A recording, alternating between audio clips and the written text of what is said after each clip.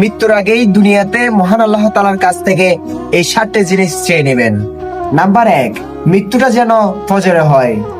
Number 2, সময়টা যেন নামাজি হয়।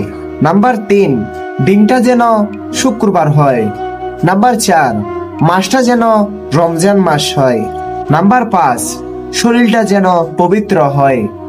নাম্বার 6, স্থানটা যেন জায়নামাজে হয়।